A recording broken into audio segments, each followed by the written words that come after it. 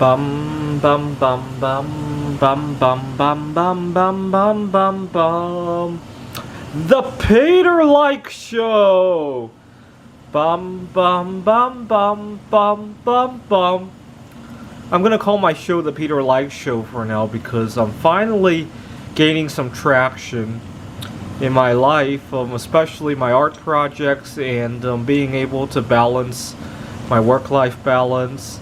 I got some good feedback at my work as well from some of my students, and I think I got good feedback because one of my students was able to open up with me. He had mentioned that he had a mental breakdown and needed some extension on one of his projects.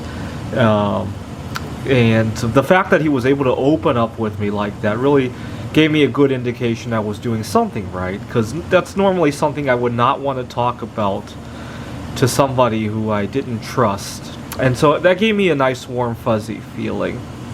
Getting ready for an art show tomorrow. And finally, for the first time in weeks, the weekend came and I didn't feel like I was so burnt out that I needed the weekend just to recover. This is a weekend about me actually doing something I love. Not just recovering in bed, not just recovering with all the chores that I allowed to pile up high during the week, right? Too many times during the week, my laundry piles up high, my car becomes a disaster, I spill a drink in the car, can't even take time to clean it up, I miss sleep, run into massive amounts of sleep debt and all that.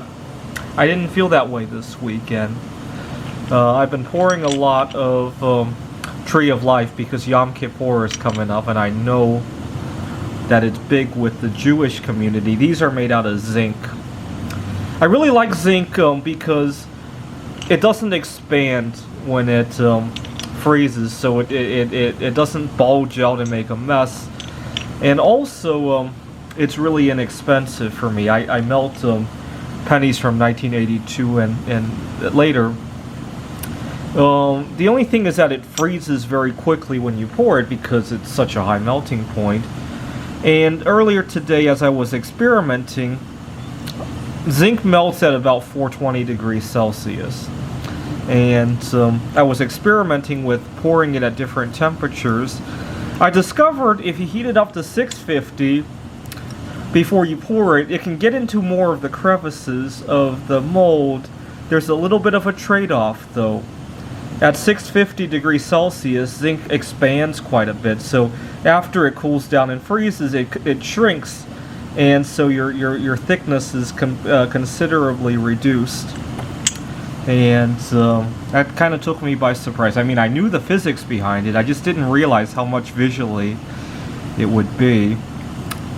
So someday when we travel to a planet that is much hotter than the Earth, we could use zinc in our thermometers, right? Just like we used to use mercury, right? Zinc and mercury are actually in the same family, believe it or not. It looks nothing like, well, I guess it kind of does look like mercury when you're pouring it, right? So I'm not that surprised now that I've seen molten zinc. Here's my famous Buddha again, my favorite thing to pour. And I have a little bit of an informal terminology. So each one of these cardboard boxes for pennies, I can stack 42 of these Buddhas in here. It's a 3x7 and it's too high. And I call this a monster box of zinc Buddhas, right? And I like pouring zinc. It's a lot less messy and it's considerably less expensive. It takes about 180 zinc pennies to make a pound of zinc. So $1.80 a pound. Bismuth is like $6.20, $6.30 a pound. And zinc is also less dense, right? So for the same pound, you get a lot more volume. Well, maybe not a lot more, but quite a bit more volume out of it. So it's quite a bit less expensive. All right. Wish me luck at my next art show tomorrow. This is the Peter Like Show. Bum bum bum bum bum bum bum bum bum bum bum bum. The Peter Like Show. Bum bum bum bum bum bum bum.